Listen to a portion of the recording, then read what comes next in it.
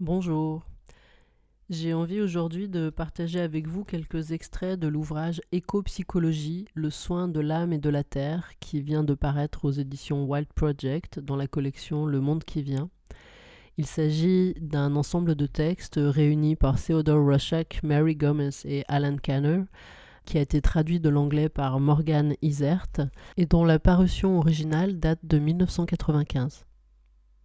Ce deuxième extrait vient du texte de David Abram, L'écologie de la magie. David Abram est à la fois philosophe et prestidigitateur.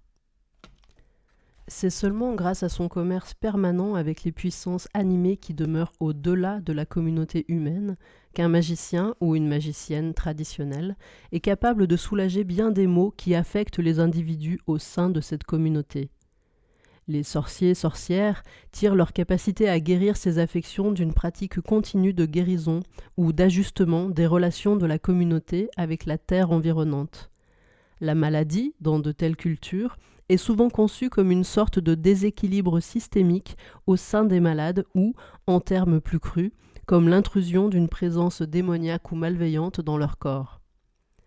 Parfois, ce sont des influences malveillantes au sein même du village ou de la tribu qui perturbent la santé et le bien-être émotionnel de ceux et de celles qui sont les plus vulnérables. Mais ces influences destructrices à l'intérieur de la communauté humaine renvoient en général à un déséquilibre entre celle-ci et le champ de force plus vaste auquel elle participe. Seuls ceux et celles qui, par leur pratique quotidienne, s'occupent du suivi et de l'entretien des relations entre le village humain et le milieu animé, sont susceptibles de diagnostiquer, de traiter de manière appropriée et au bout du compte de soulager les affections et maladies qui affligent les personnes au sein du village.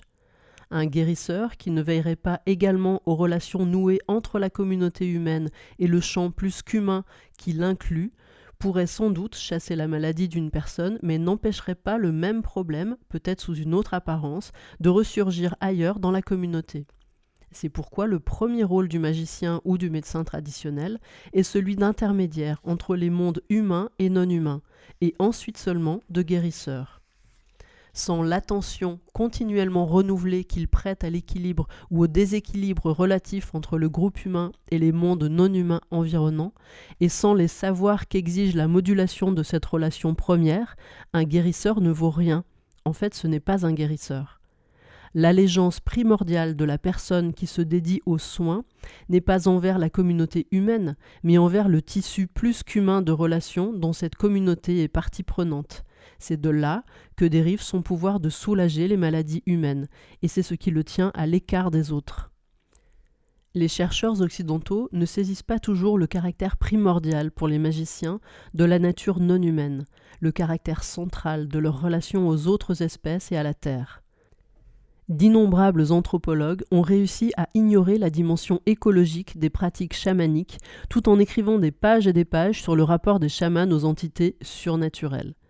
Une telle erreur s'explique en grande partie par l'hypothèse moderne, civilisée, selon laquelle le monde naturel est globalement déterminé et mécanique, de telle sorte que ce qui est considéré comme mystérieux, puissant, excédant l'entendement humain, doit appartenir à une dimension différente, non physique, au-dessus de la nature, une réalité surnaturelle. Et pourtant, ce qui dans les cultures autochtones orales est considéré avec le plus d'effroi, de respect et d'émerveillement, n'est, je le soutiens, rien d'autre que ce que nous considérons comme la nature elle-même.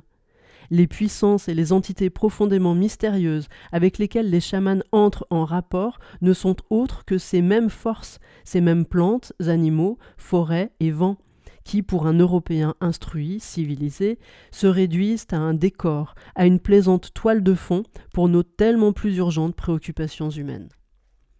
Il est vrai que la fonction écologique du chaman, son rôle d'intermédiaire entre la société humaine et la contrée, n'est pas toujours évidente au premier regard, même pour un observateur attentif. Elle peut être appelée pour traiter les insomnies d'un villageois en souffrance, ou peut-être tout simplement pour localiser un bien égaré. On l'observe, entrant en transe, voyageant en esprit dans d'autres dimensions, afin d'y trouver savoir et assistance. Pourtant, nous ne devrions pas nous empresser d'interpréter ces dimensions comme surnaturelles, ni les comprendre comme purement internes à la psyché personnelle du praticien. En fait, il est probable que le monde intérieur de l'expérience psychologique occidentale, tout comme le paradis surnaturel de la foi chrétienne, tire leur origine de la perte de notre rapport de réciprocité ancestrale avec la terre animée. Lorsque les puissances animées qui nous entourent sont tout à coup interprétées comme insignifiantes, lorsque la terre d'où tout provient est soudain définie comme un objet déterminé dénué de ses propres sensations et de ses propres sentirs, le sens d'une altérité sauvage et proliférante, en relation avec laquelle l'existence humaine s'est toujours orientée, ne peut que migrer soit vers un ciel sursensible, au-delà du monde surnaturel, soit vers le crâne humain lui-même, le seul refuge admissible en ce monde pour ce qui est ineffable et insondable. Mais dans les cultures indigènes orales, le monde sensuel lui-même reste la demeure des dieux et des nombreux pouvoirs qui peuvent soutenir ou anéantir la vie humaine. Ce n'est pas en voyageant en dehors du monde naturel que le chaman entre en contact avec ceux qui pourvoient à la vie et à la santé, pas plus qu'en voyageant dans sa propre psyché. C'est plutôt en propulsant son attention de côté, au dehors, dans la profondeur d'un milieu à la fois sensuel et psychologique, dans le rêve vivant que nous partageons avec le faucon qui plane, l'araignée ou le rocher laissant en silence se développer des lichens sur sa face rugueuse.